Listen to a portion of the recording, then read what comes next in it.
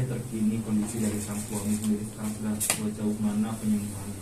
Alhamdulillah, yang penting alhamdulillahnya Mas Bukti udah sadar, udah bisa bercanda, udah bisa ngobrol ya. Tapi itu sekarang hari ini dibatasi karena Mas Indra kayaknya Mas Bukti ini yang masya Allahnya dia walaupun lagi kondisi tidak sadar ini karena dia harusnya nih banyak banget pekerjaan gitu. Jadi dia tuh agak bisa dibilangin karena dia masih masa pemulihan dan recovery.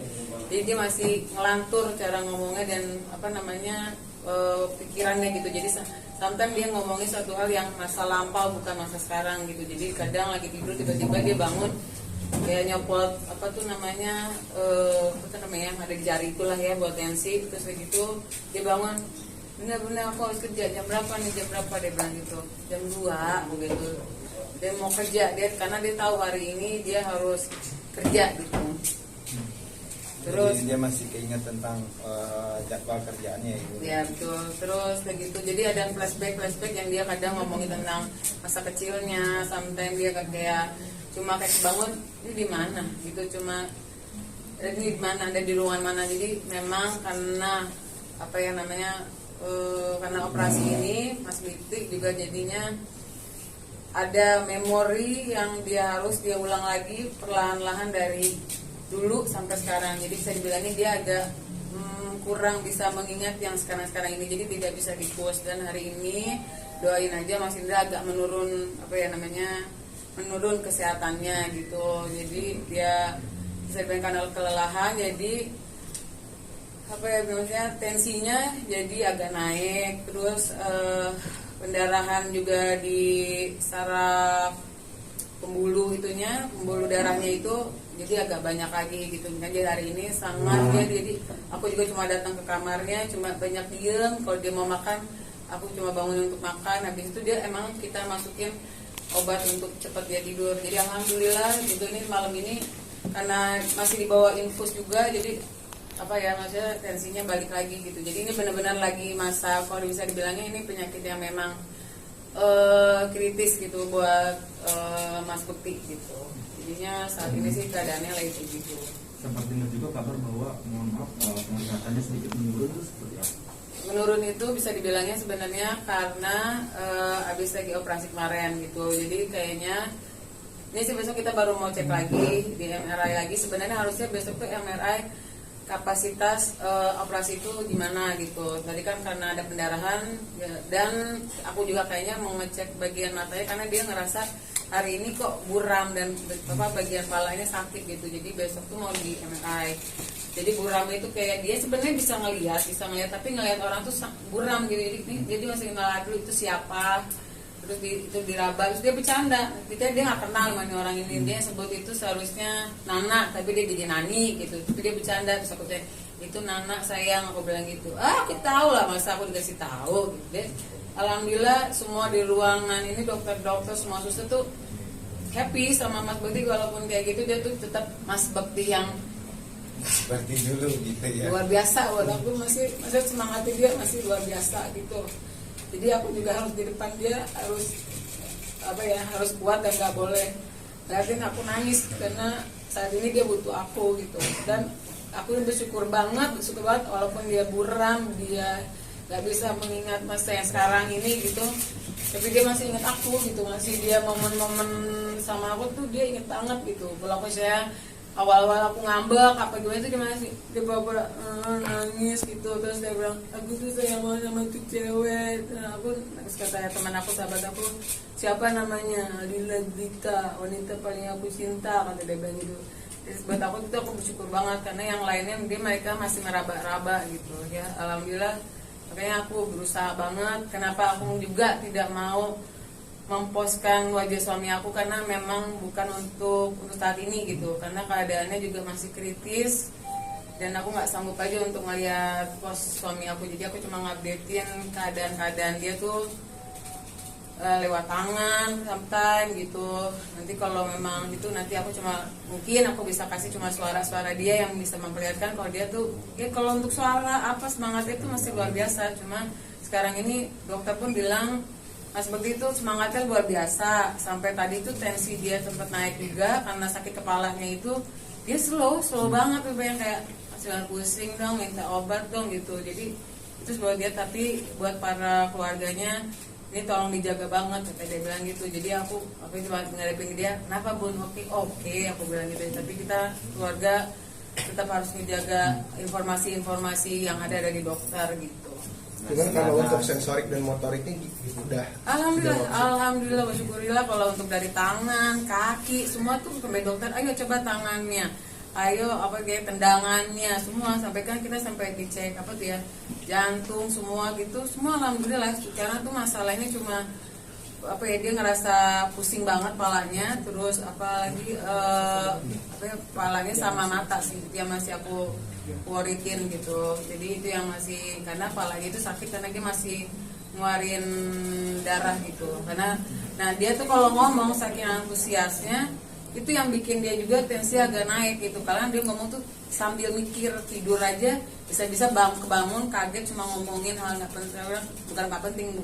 Jadi kadang ngomongin tentang kerjaan kaget gitu. Aku harus kerja nih Bun, di mana nih? Udah jam 3 nih, aku bilang gitu. Jadi ada yang kayak gitu. Jadi otak dia, kata si dokter, Pak Bekti tolong kalau lagi tidur, lagi ngomong jangan sampai mikir, santai gitu. Jadi ya aku cuma saat ini samping Mas Bekti cuma kayak udah nemenin dia cerita, aku bener gitu. Aku gak mau terlalu antusias dia cerita gitu, karena aku mau dia cepet recovery gitu. Kalau untuk sebelumnya kan bilang juga bahwa sempat ada riwayat sering pusing. Mungkin Mbak Dila sempat tahu dan seperti bawa ke rumah sakit kah dengan penyakit pusingnya dari Mas Bekti sendiri atau seperti apa? Udah, sebelum ini kejadiannya dia sempat pusing-pusing gitu.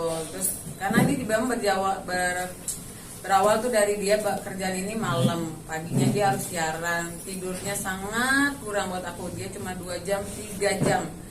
Terus ada sampai itu dia pernah nerima kerjaan dari pagi lagi dia harus berangkat, jadi dia tidak tidur. Pagi dia harus ngejar lagi siaran. Jadi saat itu udah mulai tuh kepala dia pusing banget. Aduh, yang dia tuh kapus dulu tuh sebenarnya bisa nahan banget pusing gitu. Terus ini kok dia sampai kayak sakit banget ya, sampai dia mau pingsan. Aku bawa deh ke salah satu rumah sakit. Kita sempet juga cek MRI. Aku nggak tahu kenapa di situ dibilanginnya clear untuk bagian pembuluh darah di kepalanya.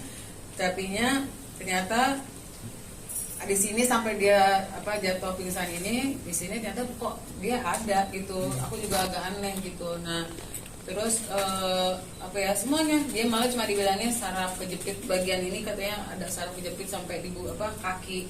Aku sempat mau bawa ke herbal, tapi karena dia waktunya juga lumayan padat gitu sampai mau tahun baru ini, jadi nggak jadi. Tapi itulah yang bikinnya, tapi namanya ya udah dari takdir Tuhan lah ya. Jadi saat ini ujiannya buat Mas Bekti dan aku, ya kita harus sama-sama kuat sih, semoga bisa ngelewatin ini gitu. Amin. Sudah berapa lama mengeluh pusingnya mungkin? 2 minggu. Pertama tuh dia kayak cuma pusing, aku sangka pusing biasa karena dia minum obat hilang gitu. Sampai suatu saat dia minum obat itu kok udah nggak kuat ya, aduh ini sakit banget ya, pegang pala. Udah besok cek aku bilang cek, oke. Kita sempat kan maksudnya jadi kita sebutnya kita kan nggak mau pusingin, kita dua-duanya sama sakit sebenarnya saat itu. Kita staycation gitu kan, ya kan, staycation di rumah sakit ditanya karena mau ngecek seluruh tubuh kita dua-duanya baik, dia juga baik. Itulah gitu udah 2 minggu itu, tapi ternyata 2 hari sebelum bukan 2 hari sih. Setelah itu pas malam dia ulang tahun itu kejadian gitu. Dari 2 hari sebelumnya aku baru dari rumah sakit itu. Pak, cuman kan tensi Kak Bekti sendiri kan naik turunnya dari kemarin katanya gitu. Mungkin kalau memang hingga esok hari tetap naik turun itu, dokter akan ada tindakan apa? Ya sih, kalau tensi dia tetap naik ini, kan hari ini dia masih infus kan. Dokter cuma bilang ini kita lagi mau usaha dia tanpa infusan. Karena kan kita mau realitinya mau menurunkan darah yang ada di kepala dia sama tensinya tetap stabil gitu. Jadi kayak dia berharap kalau memang besok belum juga, kita tetap ada namanya MRI buat ngecek mata sama kepalanya. Kenapa?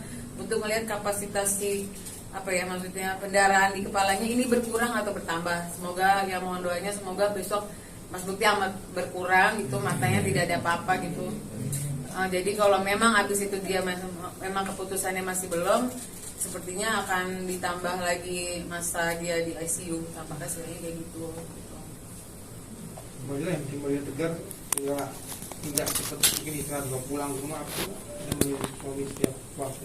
Udah tugas ya, kemana aku udah tugas istri sih. Kalau dibilangin sedih banget gitu, karena ngadepin seperti yang dia harus kehilangan memori. Sometimes dia juga sempat, dia harus lupa yang ke depan ini. Sometimes dia suka lupa nama anaknya awal-awal gitu. Aku agak oh my god, dia lupa nama anak gitu. Aku nggak mau yang nge-push dia juga gitu. Tapi baru tadi pagi aku bersyukur banget dia bisa nyebut nama anak di mana, anak di mana aku mau ketemu gitu. Dan aku bilang ada di sana lagi main gitu. Dia bisa sebut nama anak-anak semuanya gitu. Jadi aku bersyukur banget dari kemarin tuh aku cuma berdoa. Pokoknya saat ini aku cuma percaya sama Tuhan sama Allah. Kalau semuanya aku bisa lewatin, aku bisa kuat karena Allah itu aja. Karena itu buat aku, doa aku udah ijabah banget Mas Bekti bisa ngelewatin operasi besoknya.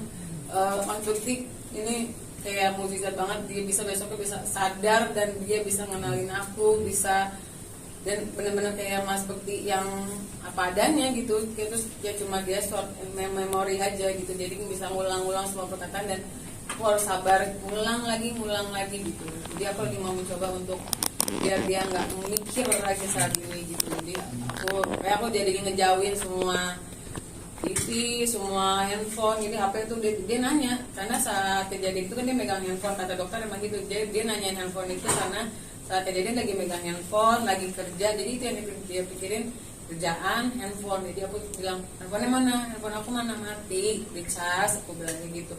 Jadi dia akan ulang-ulang tuh handphone dia di mana. Jadi harus sabar. Handphone bohong-bohongin lagi dicas, lagi diambil sama Mas Roy, jadi ini di mana kayak gitu, sampai dia oke, ada makamu ya gitu.